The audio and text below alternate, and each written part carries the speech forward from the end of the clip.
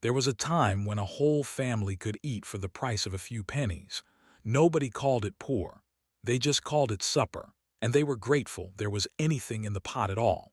Long before anyone worried about too many ingredients, kitchens ran on almost nothing. A little cornmeal, a little grease, some water from the well and a bit of salt. That was the shape of a meal in the lean years when money was thin and mouths were many. And somehow, out of those few small things, mothers and grandmothers made food that stuck to your ribs and stayed in your memory long after the plates were washed. Cornmeal mush was often the first thing on the stove and the last thing on the table. It was nothing but cornmeal, water, and a pinch of salt, stirred slow in a heavy pot until it went thick and soft. You had to stand right over it and keep the spoon moving, because it would stick and scorch if you turned your back for even a minute. In the morning they ate it warm in a bowl with a little milk poured over the top. But the real magic came at night. Whatever mush was left over got poured into a bread pan and set on the cold windowsill or down in the cellar to firm up overnight. The next evening it came out solid, and they sliced it thick and laid it in a hot skillet with a spoon of bacon grease. It fried up brown and crisp on the outside and stayed creamy in the middle. Folks ate it with a little syrup if there was any, or just with salt if there was not. One pot of cornmeal could feed a family 2 or 3 times over, and nobody ever felt cheated. Beans and cornbread was the meal that held whole towns together through the worst of it. A bag of dried beans cost almost nothing and lasted for days. The women would pick through them at the kitchen table in the evening, watching for little stones, and set them to soak overnight in a bowl of water on the counter. In the morning the beans went into a big pot with fresh water, a spoon of salt, and if the family was lucky, a piece of ham bone or a bit of fatback for flavor. Then they cooked low and slow all day on the back of the stove, while everyone was out working. Somebody would come by every hour or so to give the pot a stir and check the water. By supper the whole house smelled warm and rich. The cornbread was mixed up quick and baked in a hot iron skillet until it had a golden crust. People would crumble the cornbread right into the bean juice or pour the beans over the top. It was cheap, it was filling, and on a cold night, it felt like riches. Tomato gravy over biscuits was born from a jar of canned tomatoes and not much else. In the summer, families put up every tomato they could grow, filling glass jars and sealing them tight for winter. Those jars lined the cellar shelves like money in the bank.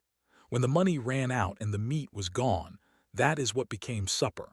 A little grease went into the skillet with a spoon of flour, cooked until it browned, and then a jar of tomatoes went in with a splash of milk. It bubbled up into a thick pink gravy, tart and warm and a little sweet. They poured it over split biscuits still hot from the oven. There was no meat in it at all, but it tasted like something special. Mothers made it on the days when there was nothing else, and children never knew how close the cupboard had come to empty. Creamed chipped beef on toast was one that men who came home from the service knew by a rougher name. It started with a small package of thin dried beef, which was salty and cheap and kept a long time without spoiling in the icebox. A little butter melted in the pan, a spoon of flour stirred in, then milk poured in slow until it turned into a smooth white gravy. The dried beef was torn into pieces by hand and dropped in to warm through. Then it all went spooned over toasted bread. It was salty and creamy and heavy, the kind of thing that filled you up on a work morning and carried you clear to noon. A tiny package of beef could stretch across a whole family when there was enough bread and enough milk to make the gravy go far. The onion sandwich sounds like the poorest thing in the world, and it was, but it kept many a family fed. It was 2 slices of bread, a little butter or a little grease spread thin, and a slice of raw onion laid in the middle with a shake of salt. That was all. The onion was sharp and made your eyes water, but it had a bite that made the plain bread taste like a meal. Men wrapped them in a square of wax paper and carried them to the fields and the factories in a lunch pail. It cost almost nothing, and it was something to hold in your hand at noon while everyone around you ate the same. Nobody was ashamed. Everybody was hungry, and everybody understood. Some men swore the raw onion kept them from catching cold, and so they ate it proud. On a long shift, that sharp bite was the only thing that woke a tired man up. Milk toast was the gentle one, the meal saved for the sick and the small. when a child had a fever or an old grandmother could not chew. This was what came to the bedside on a tray. Bread was toasted and torn into a bowl. Then warm milk was poured over it with a little butter and maybe a spoon of sugar. It went soft and sweet and easy to swallow. It was warm on a sore throat and light on a weak stomach. But it was also just plain cheap. And on the nights when there was no money for anything else, milk toast quietly became supper for the whole house. It carried the memory of being cared for, of someone leaning over you with a warm bowl and a kind word. Salmon patties came from a single can that sat on the shelf for a rainy day. Canned salmon was one of the few bits of real fish a poor family could keep, and when it was time, that one can fed everybody. The salmon was mashed up bone and all in a bowl with a fork, mixed with an egg to hold it together, a handful of crushed crackers, and a little chopped onion. Then it was shaped into flat cakes by hand and fried in a hot, greasy skillet until the edges went crisp and brown. The bones were soft enough to eat and nobody minded them, and they said the bones were good for you besides. One small can made enough patties for a table full of children, and it felt like a treat because it was fish, and fish felt fancy even when it came from a tin. Cabbage and noodles was the meal that filled the whole kitchen with the smell of butter. A head of cabbage cost pennies and was heavy enough to feed a crowd.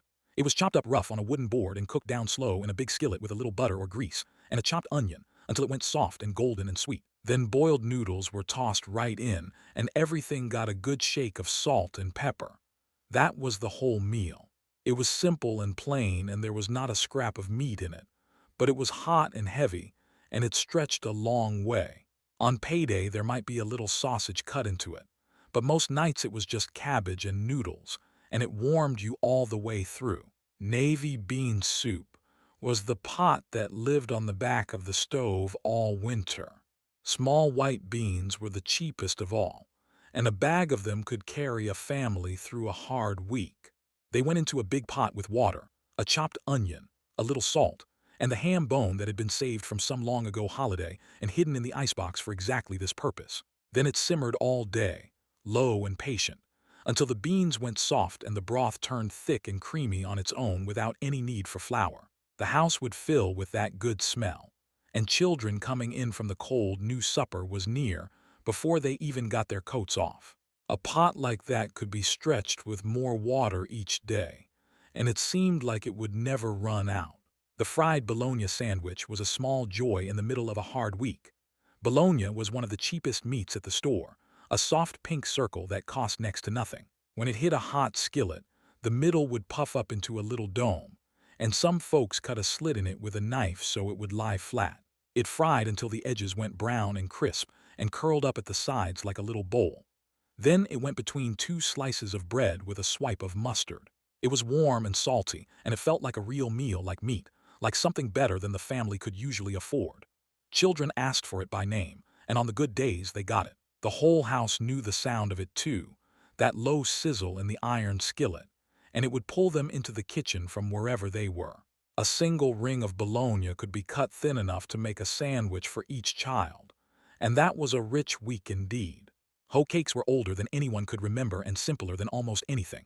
They were just cornmeal, water, and salt, stirred into a loose batter and dropped by the spoonful into a hot, greasy skillet. The old story says field hands once cooked them on the flat of a garden hoe held over an open fire, and that is how they got the name. They fried up flat and crisp on the edges and soft in the middle. People ate them with a little butter, or dipped them in bean juice, or drizzled them with syrup when there was any to be had. They took 5 minutes and cost almost nothing, and they filled the gap on the nights when the bread had run out and there was no time to bake more. A cook could have a stack of them ready before the children were even done washing up for supper, and the last one always went to whoever was quickest to the table, so there was never a hoe cake left cold in the pan. Egg gravy over bread was a trick for turning almost nothing into a hot supper. A couple of eggs were the whole heart of it, gathered fresh from the hens out back if the family kept any. A little grease went into the skillet with a spoon of flour to make a base. Then milk was poured in and stirred until it thickened. The eggs were beaten in a cup and dropped in at the end, cooked just until they set into soft little ribbons through the gravy. Then it all went ladled over torn bread or split biscuits. It was rich and warm and stretched 2 eggs into a meal for a whole table. On mornings when the men needed something heavy before a long day of work, this was what the women reached for, because it was cheap and it stuck with you. Rice and milk was the quiet supper that ended many a long day. Rice was one of the cheapest things a family could buy, and a small handful swelled up into a whole pot. It was boiled soft in water. Then warm milk was stirred in with a spoon of sugar and a little dusting of cinnamon if the tin had any left. Some families ate it thin like a soup, and some cooked it down thick like a pudding. Either way, it was warm and sweet and easy, the kind of thing you ate slow in a quiet kitchen with the lamp turned low and the fire dying down. Children ate it before bed on the cold nights, and it filled their small stomachs and sent them off to sleep without complaint. A mother could put a pot of it on with almost nothing in the house and still send every child to bed warm, and that counted for a great deal in a year when there was little else she could give them. Peanut butter bread surprised everyone who tasted it.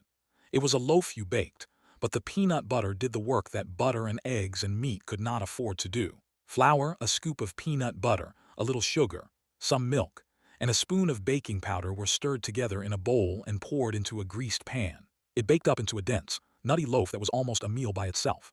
Sliced thick, it was heavy and filling, and it carried a little bit of protein in every bite, which mattered in the years when meat was a memory. Children took slices of it to school wrapped in paper, and it held them through the long afternoons better than plain bread ever could.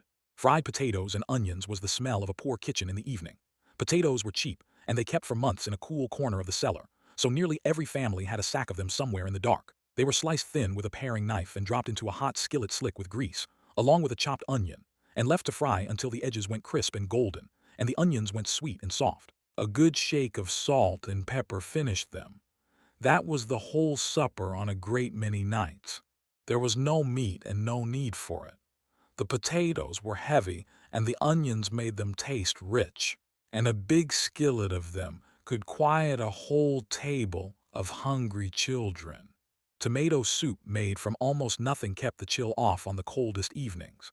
In the leanest times, it started with just a jar of home-canned tomatoes, or even a squeeze of ketchup thinned with water when the jars ran dry. It was warmed in a pot with a splash of milk and a little butter to make it smooth and round out the sharp taste. Some salt and a little sugar balanced it. It was thin and simple, but poured hot into a bowl with a few crackers crumbled on top. It felt like comfort itself. Mothers made it on the nights when the cupboard was nearly bare, and it warmed cold hands coming in from the snow. It cost almost nothing, and it asked almost nothing, and it always seemed to be there when it was needed. The children would blow on their spoons and press the warm bowl between their cold hands, and for a little while, the whole hard winter felt a good deal softer than it was. Bean patties were what the leftover beans became so that nothing ever went to waste. When there were beans left in the pot from the day before, the women mashed them up with a fork into a rough paste right there in the bowl. They mixed in an egg to bind it, a little cornmeal to hold it together, and some chopped onion for flavor. Then they shaped the mixture into flat cakes and fried them in a greasy skillet until they were brown and crisp on both sides. It gave the same old beans a whole new life and a whole new taste, and it felt like a different meal even though it was made from scraps. In a poor kitchen, throwing food away was a sin, and beans that might have gone hard and forgotten became supper all over again. Cornmeal dumplings were how a thin broth was turned into a filling meal. When there was a pot of bean broth or a little bit of pot liquor left from cooking greens, the women stirred up a quick dough of cornmeal, a little flour, water, and salt. They dropped it by the spoonful into the simmering liquid and put the lid on, and let it cook until the dumplings puffed up soft and swelled the pot full. The dumplings soaked up all that good flavor from the broth and gave you something solid to chew on where before there had only been liquid. It stretched a little bit of cooking water into a whole supper. Nothing was wasted, not even the broth, and a hungry family went to bed full. The old folks always said the flavor was in the liquid, and to pour it out was to pour out the best part. So they thickened it and puffed it up and made a whole second meal out of what most people would have tipped down the drain. Butter beans simmered slow were a summer supper straight from the garden and the pantry. Big flat lima beans, dried and stored in a jar, cost very little and swelled up soft and creamy when they cooked. They went into a pot with water, a little salt, and a piece of fatback or a spoon of grease for richness. Then simmered gentle for hours until the broth went thick and the beans nearly melted. People ate them in a bowl with a slice of cornbread on the side to sop up the juice. They were plain and they were humble, but they filled you deep and they cost almost nothing. On a hot day when nobody wanted to fuss over the stove, a pot of butter beans took care of the whole family. It could sit there all afternoon needing hardly a glance, and a woman with a garden to tend and washing to hang was glad of a supper that looked after itself. Slumgullion was the funny name for the pot that used up whatever was on hand. At its plainest, it was a bit of cheap ground beef browned in a skillet, then a chopped onion, a jar of tomatoes, and a handful of macaroni all thrown in together and cooked until the noodles went soft. It had 100 versions, and every family made it a little different, but the idea was always the same. You took the little bits you had, and you cooked them into one big pot that fed everybody. A small amount of meat could flavor a whole skillet when it was stretched with noodles and tomatoes. It was cheap, and it was quick, and it was warm, and it turned odds and ends into a real supper on a busy night. Water gravy over biscuits was the meal that came from truly having nothing. Some folks called it sawmill gravy or poor man's gravy, and it was made when there was no milk and no meat left in the house at all. A little grease went into the skillet, a spoon of flour was stirred in and browned, and then plain water was poured in and cooked until it thickened into a smooth gray gravy. A good deal of salt and pepper gave it life. It was poured hot over split biscuits, and somehow it tasted like far more than flour and water. It was the last line before an empty plate, and the fact that it existed at all says everything about how these families made a way out of no way. Nobody went to bed hungry as long as there was flour and grease, and a little salt in the house. Fried apples were the sweet ending that cost hardly anything at all. In the fall, when the trees hung heavy, families gathered every apple they could and stored them away in the cellar, even the small ones and the bruised ones. The bruised apples that would not keep got sliced up and dropped into a skillet with a little butter, a sprinkle of sugar, and a shake of cinnamon, then cooked down slow until they went soft and brown and syrupy. They were served warm, sometimes over a biscuit, sometimes just in a bowl with a spoon. It was the closest thing to dessert that many children knew, and it was made from the fruit that would have otherwise gone to waste. The smell of it cooking meant that even in a hard year, there was still a little sweetness to be had. Bread pudding made sure that not one crumb of bread was ever thrown out. Stale bread was too precious to waste, so when a loaf went hard and dry, it got torn into pieces and dropped into a baking dish. Milk was poured over it, a couple of eggs were beaten in, and a little sugar was stirred through to sweeten it. Then it baked slow in the oven until the top went golden, and the inside set into something soft and warm and custardy. It turned the very worst of the bread, the parts nobody wanted, into a dish that felt like a real treat. On a Sunday, it might get a handful of raisins if the family had them, but most days it was plain, and plain was plenty. Warm from the oven, it made an old crust taste like a gift. And when there was flour and sugar but no eggs, no milk and no butter to spare, the women still found a way to bake a cake. They mixed flour, sugar, a little cocoa, some oil, and a splash of vinegar right in the pan. And the vinegar did the strange work of making it rise without any eggs at all. It baked up dark and moist and tender, and to a child in a hard year, a slice of it was pure joy. They called it by all sorts of names, but everyone knew what it meant. It meant that even when the cupboard was near bare, even when there was no money for anything fine, there could still be a cake on the table for a birthday. It meant that love found a way through, no matter how little there was to work with. But of all the small suppers, the one that stays with people the longest is the plainest of them all. On a warm evening, after the beans were gone and the day's work was done, someone would crumble a piece of cold leftover cornbread into a tall glass and pour cold buttermilk over the top. Then they sat on the porch step with a spoon and ate it slow, while the light went soft over the fields. It was two things, cornbread and buttermilk, nothing more. It cost whatever the day's baking had cost, and not a penny beyond it. but it was cool and tangy and filling, and it tasted like home. It tasted like 100 quiet evenings when the family had made it through another day with almost nothing, and had somehow found that almost nothing was enough.